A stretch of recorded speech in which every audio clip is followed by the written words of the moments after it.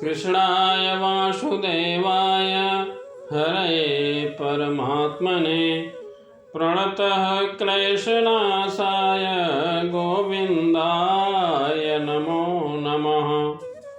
जय श्री कृष्ण।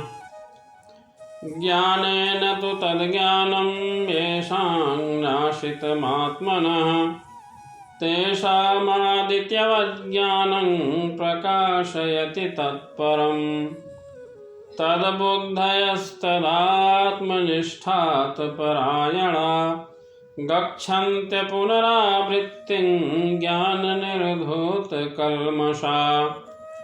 विद्या विनय संपन्ने ब्राह्मणे गविहस्तिनि सुनिचैव स्वपाके च पंडिताः समदर्शिनः। इहैव तैर्जितः स्वर्गो येषां साम्ये स्थितं मनः निर्दोषं हि समं ब्रह्म तस्माद् ब्रह्मणि ते स्थिता। अर्थात जिससे अविद्या का विनाश होता है, जब कोई उस ज्ञान तक पहुँचता है तो उसके ज्ञान से सब कुछ उसी तरह प्रकट हो जाता है जैसे दिन में सूर्य से सारी वस्तुएं प्रकाशित हो जाती हैं। जब मनुष्य की बुद्धि, मन, श्रद्धा तथा शरण सब कुछ भगवान में स्थिर हो जाते हैं, तभी वह पूर्ण ज्ञान द्वारा समस्त कल्मश से शुद्ध होता है और मुक्ति के पथ पर अग्रसर होता है। विनम्र सज्जन पुरुष अपने ज्ञान के कारण एक विद्वान तथा विनीत ब्राह्मण, गाय, हाथी, कुत्ता तथा चांडाल को समभाव से देखते हैं। जिनके मन एकत्व तथा समता में स्थित हैं, उन्होंने जन्म तथा मृत्यु के बंधनों को पहले ही जीत लिया है। वे ब्रह्म के समान निर्दोष हैं और सदा ब्रह्म में ही स्थित रहते हैं। जो लोग भगवान को भूल गए हैं, वे मोह माया में फंसे हैं। ज्ञान सदैव सम्माननीय है, और वह ज्ञान आता कैसे है? जब हम भगवान के प्रति आत्मसमर्पण करते हैं, अनेक बार जन्म बीत जाने पर ही पूर्ण ज्ञान प्राप्त करके मनुष्य भगवान की शरण में जाता है। जिस प्रकार सूर्योदय होने पर सारी वस्तुएं दिखने लगती हैं, जब मनुष्य अपने आप को ईश्वर समझने लगता है, तब वह अविद्या के पास में गिर जाता है। यदि जीव ईश्वर है तो वह कैसे मोहग्रस्त हो सकता है? क्या ईश्वर कभी मोहग्रस्त होते हैं? कभी नहीं। वास्तविक ज्ञान वही प्राप्त कर सकता है जो पूर्ण रूप से भगवान पर आश्रित हो। अतः ऐसे भगवत भक्त गुरु की खोज करनी चाहिए और उसी से सीखना चाहिए।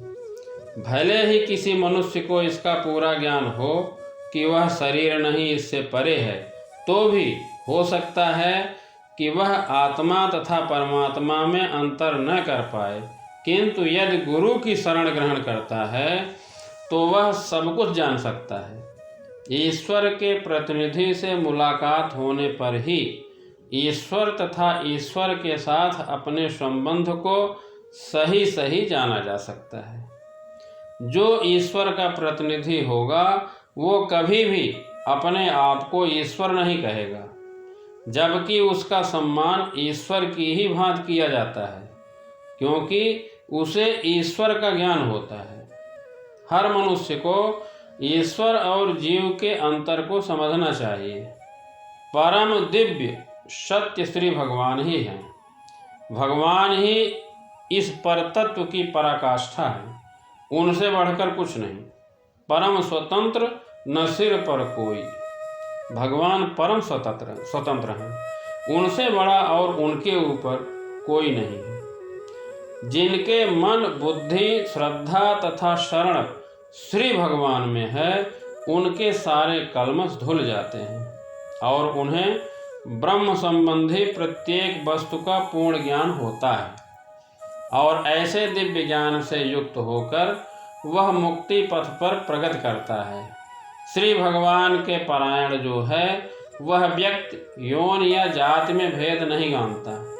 सामाजिक दृष्टि से ब्राह्मण तथा चांडाल भिन्न हो सकते हैं, अथवा यौन के अनुसार कुत्ता, गाय तथा हाथी भिन्न हो सकते हैं, किंतु विद्वान संत की दृष्टि में ये शरीरगत भेद अर्थहीन होते हैं। इसका कारण परमेश्वर से उसका संबंध है और परमेश्वर परमात्मा के रूप से सभी के हृदय में विराजमान है।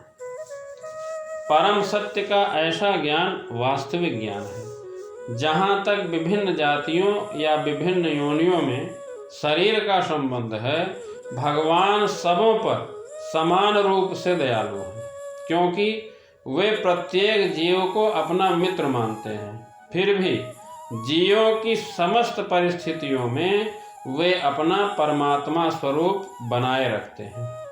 परमात्मा रूप में भगवान ब्राह्मण तथा चांडाल दोनों में उपस्थित रहते हैं। यद्यपि इन दोनों के शरीर एक से नहीं होते, शरीर तो प्रकृति के गुणों द्वारा उत्पन्न हुए हैं, किंतु शरीर के भीतर आत्मा तथा परमात्मा समान आध्यात्मिक गुण वाले हैं। परंतु आत्मा तथा परमात्मा की यह समानता उन्हें मात्रात्मक दृष्टि से समान नहीं बनाती, क्योंकि आत्मा किसी विशेष शरीर में रहती है, जबकि परमात्मा प्रत्येक शरीर में रहते हैं।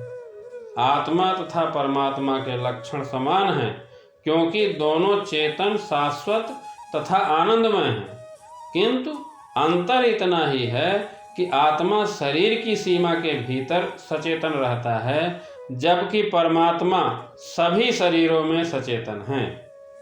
बिना किसी भेदभाव के परमात्मा हर शरीर में विराजमान है। जब तक मनुष्य शरीर को आत्म स्वरूप मानता है, वह बंधन में रहता है, किंतु जो ही वह आत्म साक्षात्कार की अवस्था को प्राप्त कर लेता है, वह बंधन से मुक्त हो जाता है। उसे इस भौतिक जगत में जन्म नहीं लेना पड़ता। अपनी मृत्यु के बाद वह आध्यात्मिक लोक को जाता है। भगवान निर्दोष हैं, क्योंकि वे आसक्ति अथवा घृणा से रहित हैं। इसी प्रकार जब जीव आसक्ति और घृणा से रहित होता है, तो वह भी निर्दोष बन जाता है और वैकुंठ जाने का अधिकारी हो जाता है। ऐसे व्यक्तियों को पहले से ही मुक्त समझना चाहिए। जय श्री कृष्ण।